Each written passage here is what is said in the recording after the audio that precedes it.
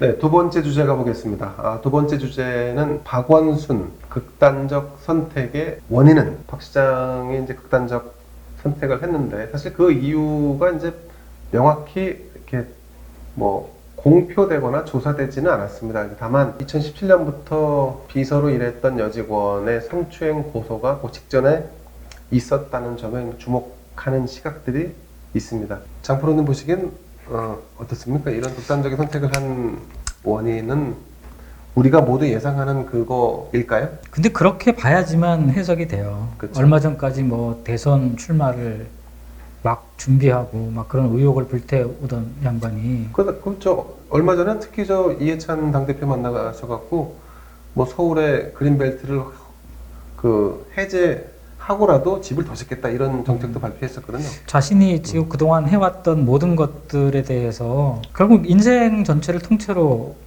이제 지우개가 되는 거잖아요. 그렇죠. 예. 그래서 경중을 봐서 그거를 지키고자 한 거다 이렇게 볼 수밖에 없는 거죠, 사실.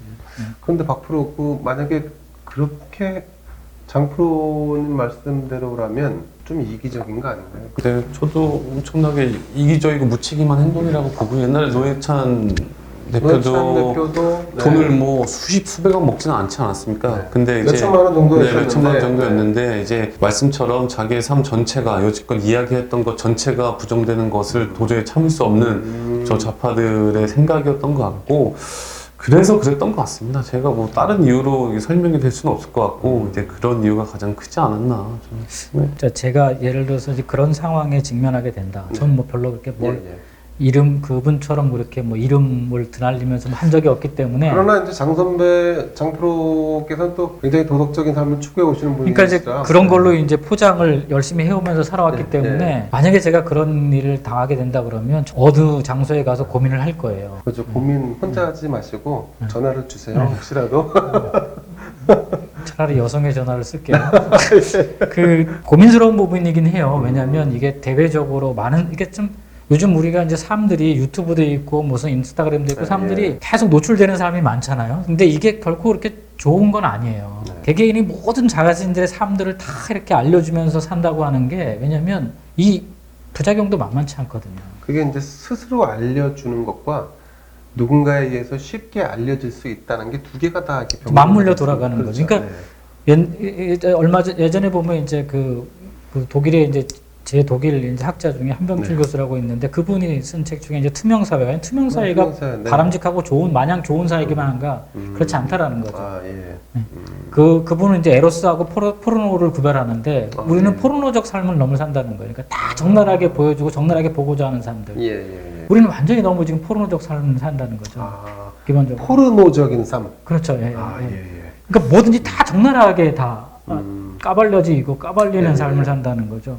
그러니까 그러다 보니까 사람들이 기본적으로 그거 할 때는 자기한테 좋은 점이 있지만 역으로 당하면 완전히 이건 나락으로 떨어지는 거죠. 그렇죠. 중간에 완충지대가 없어요. 활짝 열려 있는 거죠. 그러면 그런 것 같은 데가 없는 거죠. 그런 거죠, 그냥. 그런 사람들을 살게 되니까 이제 그런 사회가 사람들을 너무 극단적으로 몰아가는 거예요. 그런 게 우리 옛날에 연예인들한테만 있었던 삶이 일반 정치 영역으로 넘어오고 일반인들 영역으로 넘어가는 거예요. 예전에 무슨 엠번방 사건도 나고 막 그랬지만 그런 일들이 벌어지면 그 삶들이 굉장히 피폐해질 수밖에 없는 거잖아요. 그러면 어떤 사람들은 극단적인 선택을 할 수밖에 없어요. 사람마다 이 가치가 다르잖아요. 가치 우선순위가 다르잖아요. 그러면 명예를 중시하거나 뭔가 그런 걸 중시하는 사람들은 생명보다 그걸 더 중시할 수도 있는 거죠. 예를 들면. 그리고 자기 인생 전체가 부정당하는 거는 삶 자체가 이제 살아도 사는 사람이 아니잖아요. 진짜 그 말씀하신 대로 내 삶이 통째로 부정당할 수 있다는 거, 특히 나이를 60대 이상 드신 분들은 그거 견디기 쉽지 않을 겁니다. 저도 이제 60은 안 됐지만 50대지만 그런 생각을 이번에도 그런 생각을 해봤는데 장 선배는 나는 어떨까? 아마 그런 일이 생기지 않을 겁니다. 사람 이름 모릅니다. 박프로도 뭐 그런 일이 안 생길 것 같고 내가 볼 때는. 해병대시니까 당연히 그런 일이 없죠. 해병대니까. 몇 기라고요? 1099입니다. 1099기.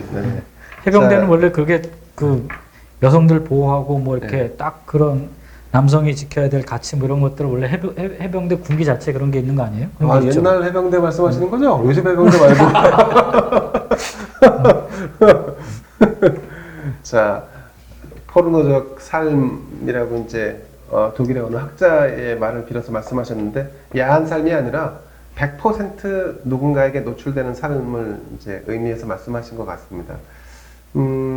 자, 어쨌든 박 시장의 극단적인 선택으로 인해서 진실을 밝힐 수 없게 됐습니다. 이를테면 이제 경찰에서는 공소권이 당사자가 사망했기 때문에 공소권이 없다라고 이제 사실상 사건을 종결한 상태인데, 뭐 그럼에도 불구하고 일각에서는 시장의 측근들도 성추행 사실을 인지했을 거고, 만약에 했는데 이걸 방치했다면 방조 혐의가 있는 거 아니냐 해서 뭐 일부 인사들이 또 시장의 측근들을 고발하기도 했습니다. 네. 똑같은 얘기를 적용하면 네. 고 박원순 시장도 자신의 삶에 대해서 지키고자 하는 게 있었다면 네.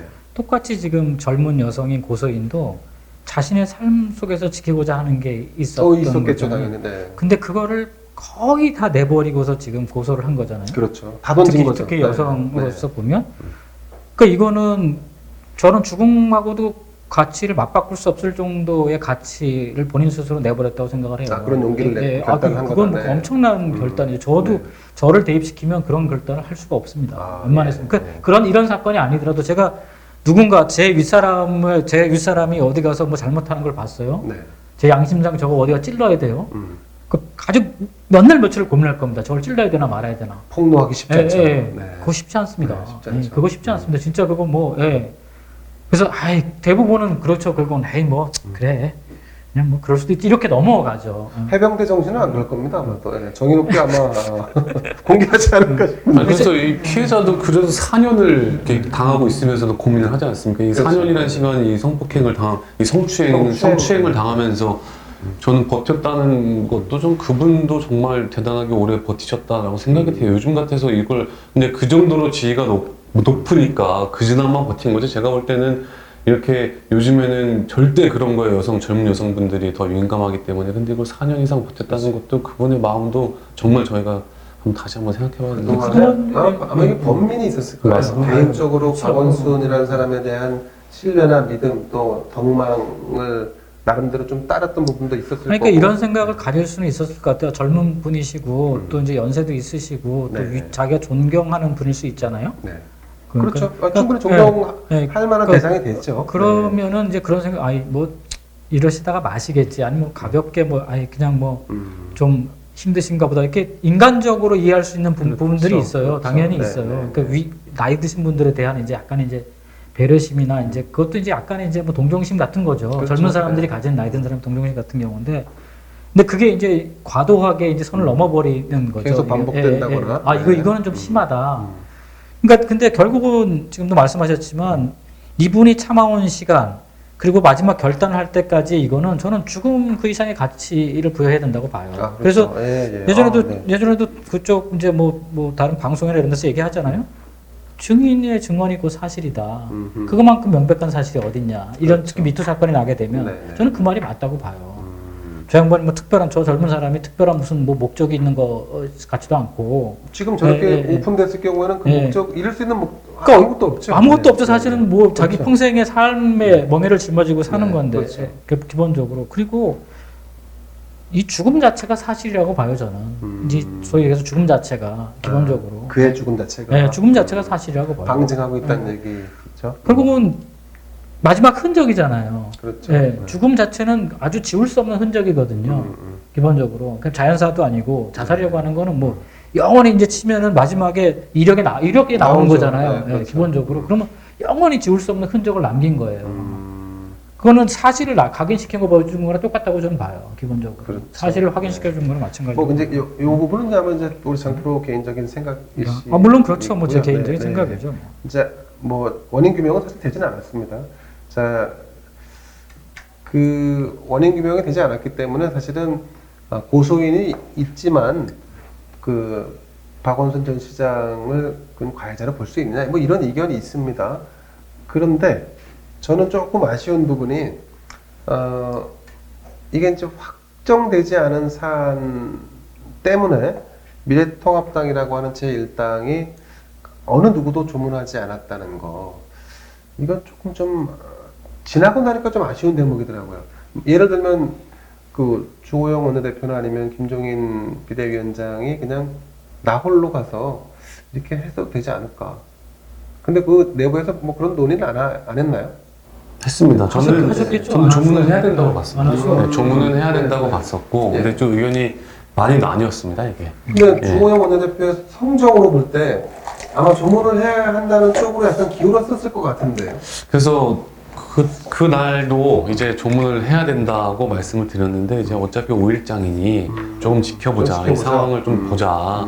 사실 제가 알기로는 일정까지 잡혀 있었던 걸로 알고 있었고, 조문 일정이. 근데 이제 너무나 많은 당내에서 좀 반발이 있었고, 그래서 저한테도 여쭤보셨어요. 그래서 전 조문을 가는 게 맞는 것 같다 했는데, 이제 너무나 완전 극과 극으로 나뉘어서 결국은 좀 미뤄보자였던 게 이제 그러다 타이밍 타임 놓친 거네요. 거죠. 타임 놓친 거죠. 결국. 진보 정당을 천명하고 있는 정의당에서는 사실 유호정, 장혜영 의원 두 분이 소신 발언을 또 했어요. 안 가겠다.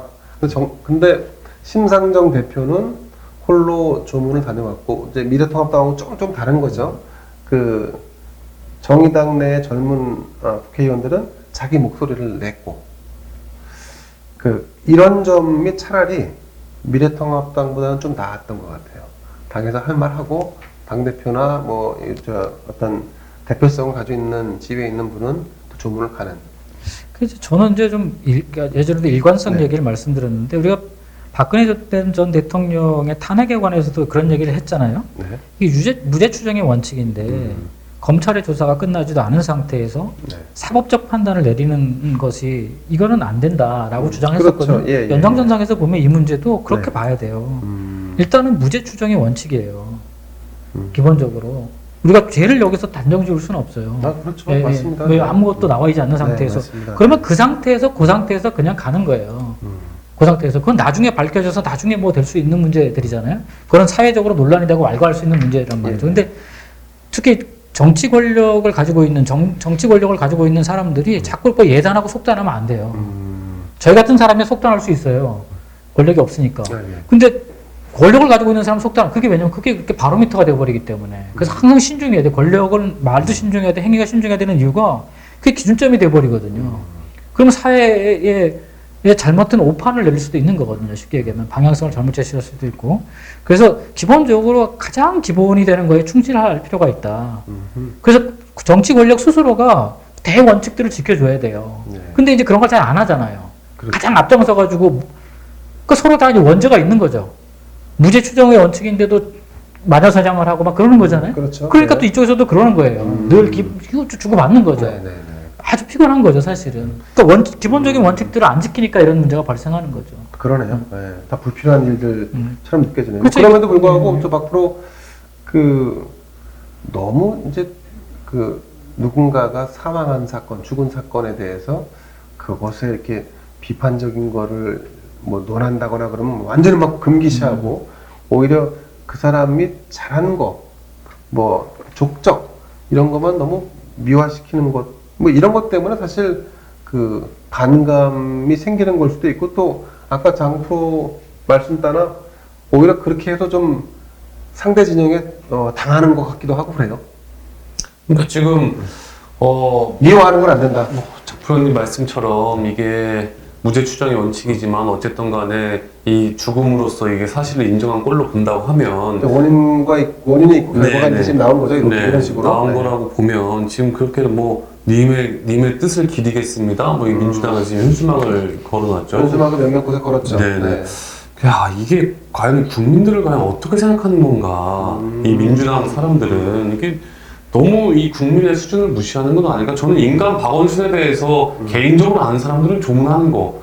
근데 이제 서울시장이란 그런 우리 시민이 준 권력을 이용해서 누구의 여성을 이렇게 성추행을 했다는 것은 위기에 의한. 네, 이것은 이거는 도덕적으로 정말 잘못된 일이거든요. 근데 님의 뜻을 기리겠습니다. 이게 지금 이 사건이 아니고 다른 일로 이런 일이 있었다고 하면 뭐 100번 양보해서 그럴 수 있다까지 할 수 있겠는데 지금 이게 지금 이런 파렴치한 일들이 일어난다는 건 저는 이제 국민들을 그냥 또 한 번 감성적으로 호도하려는 의도 아닌가? 좀 그 의도 말고는 딴 게 없지 않습니까? 그래서 약간 좀 학습 효과가 있는 것 같아요. 과거 그 고위 정치인이 깨끗하게 살아왔다고 주장했던 사람이 그 정치자금, 불법 정치자금을 수수하고 나서 극단적인 선택을 했었지 않습니까? 그때도 뭐 노란 리본 걸고 무슨 뭐 님을 뭐 따르겠다 뭐 어떻게 뭐 숭고한 이런 사람으로 우상화해서 결국 오늘날에 이르렀는데 그때 학습 효과 때문인지 또 그런 현수막을 걸었어요. 그래서 참 그 적당히 했으면 좋겠는 말이죠. 이제 국민들도 그러니까 결국은 현대 그 정치의 핵심은 주권자잖아요. 네. 그러니까 국민들도 좀 정치를 좀 그러니까 달리 좀 봐야 되는 게 정치는 도덕이나 그런 영역이 아니에요. 그렇죠. 정치는 옳고 그름의 영역이 아닙니다. 절대. 정치는 기본적으로 재원을 배분하는 거를 핵심으로 하는 거예요. 정치는. 재화를. 예, 재화, 재용이거든요. 네. 국가의 자원을 갖다가 어떻게 배분하고 어떻게 활용하느냐의 문제를 다루는 거거든요. 정치라고 그렇죠. 하는 거예요. 네, 네. 근데 거기다 자꾸 뭔가 이 도덕을 자꾸 집어넣어요. 옳고 그름을 정의 뭐 이런 걸 집어넣는단 말이죠. 예.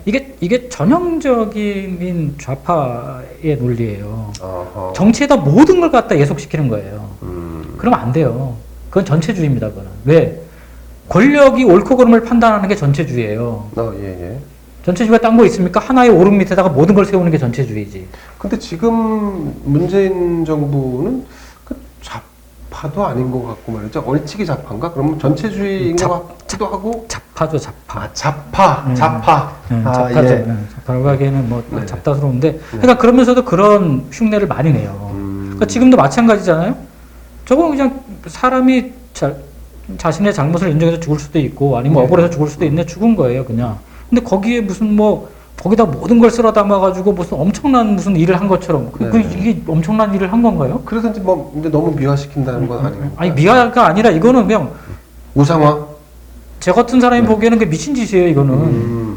그러니까 그런 일을 할 수가 없는 거예요, 사람이라면. 그렇죠. 네, 맞아요. 네.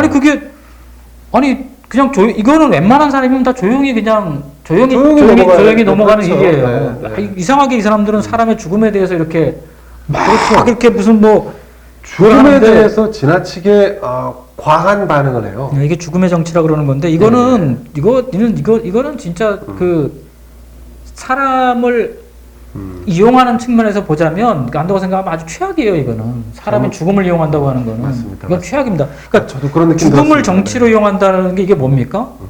이거는 파시즘이에요. 철저하게 사람을 사람으로 보지 않는 거예요. 그러면 이게 예. 사람의 가장 고귀한 게 생명이잖아요. 그렇죠. 생명이죠. 생명을 잃으면 원래 사람으로서는 가장 고귀한 존재로서의 그걸 상실한 거잖아요. 예, 얼마나 맞습니다. 슬픈 일입니까 이게. 그렇죠. 근데 그걸 스스로가 자기 고귀함을 존귀함을 없애버린 거잖아요. 네네. 근데 그거를 정치적으로 이용한다 그러면 그거를 이용하는 사람들은 인간이 아닌 거죠. 그건 쉽게 얘기하면. 그렇죠. 이용하지 맙시다. 네.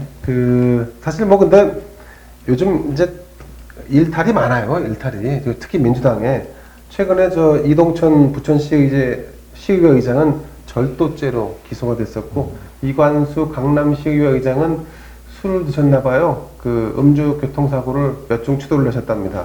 거기다 김제시 A의원은 또 여성 의원하고 부적절한 관계를 맺고 그 관계를 또 막 여기저기 다니면서 크게 떠들었던 모양입니다. 민주당이 이제 중앙 권력과 지방 권력을 다 장악한 거는 알겠는데 이렇게 쉽게 오만해질 수 있는가 여러 가지 걱정이 앞섭니다. 두 번째 주제로 마치겠습니다.